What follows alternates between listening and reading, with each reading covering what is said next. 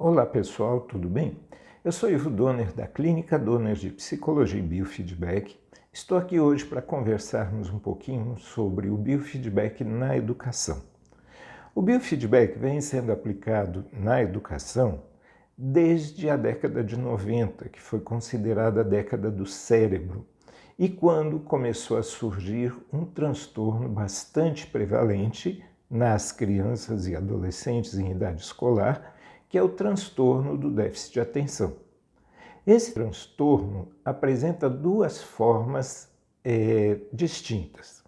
Uma delas é a que nós chamamos de predominantemente hiperativo e a outra a que nós chamamos de predominantemente desatento.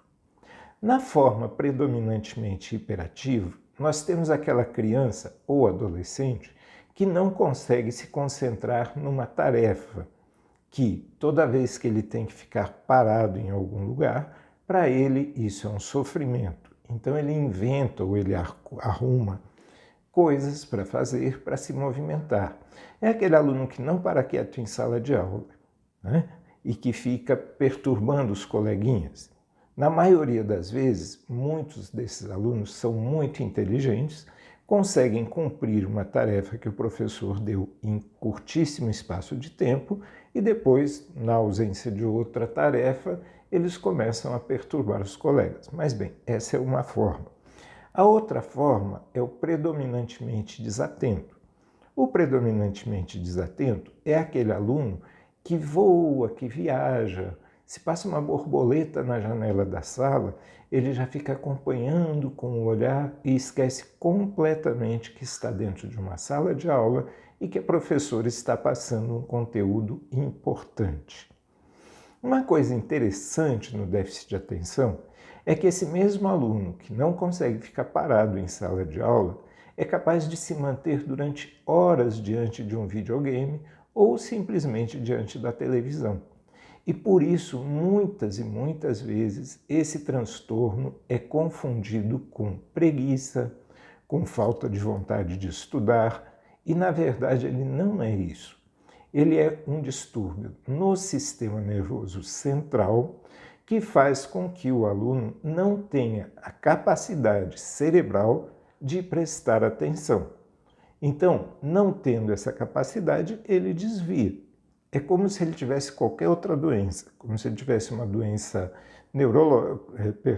uma doença digestiva, uma doença, enfim, qualquer outro tipo de doença. E isso é muito importante, porque como o transtorno do déficit de atenção surge muito cedo na vida do estudante, a maioria dos pais não está preparado para isso e confunde isso com preguiça, com desinteresse. Sabe, como que ele tem distúrbio de atenção se ele passa horas num videogame? Uma das questões que faz com que ele consiga passar horas diante de um videogame é a renovação da taxa do vídeo. O vídeo de televisão, o vídeo de computador, embora a gente não perceba, ele se refaz 100 vezes por segundo. Por aí, 100, cento e poucas vezes por segundo. E esse movimento imperceptível para os nossos sentidos, né, é percebido pelo nosso cérebro e ele consegue manter a atenção presa. Então, o que aconteceu? Quando surgiram os casos de transtorno de atenção, muitos neurologistas, ao olhar o eletroencefalograma dessas crianças, viram que havia muito ritmo lento produzido no cérebro e pouco ritmo rápido. O ritmo lento, chamado teta ou delta, e o ritmo rápido, chamado beta. Muito bem, então o que é que foi feito? Começou a se dar um medicamento que se usava para epilepsia. O problema é que esses medicamentos, muitas vezes, pioravam os sintomas do aluno. Por quê? Porque esse medicamento ele vai provocar uma reação no cérebro que não favorece a fixação da atenção. Descobriu-se, então, que era necessário aumentar a produção de ondas rápidas da faixa beta. Com isso, criaram-se protocolos capazes de treinar essa faixa beta. E com isso, o biofeedback, ou mais especificamente o neurofeedback, entrou na educação, entrou na sala de aula.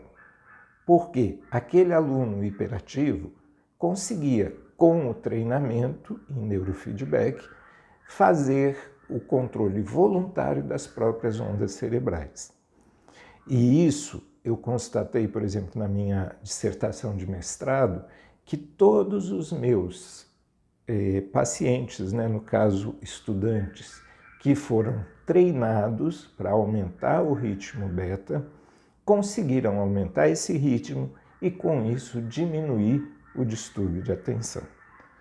Hoje, nós fazemos o tratamento do distúrbio de atenção, que é a única alternativa ao uso de medicamentos em crianças e adolescentes, a partir de qualquer idade, na verdade, e essas crianças, esses adolescentes, conseguem melhorar em muito seu desempenho escolar e até o seu comportamento de um modo geral, ok?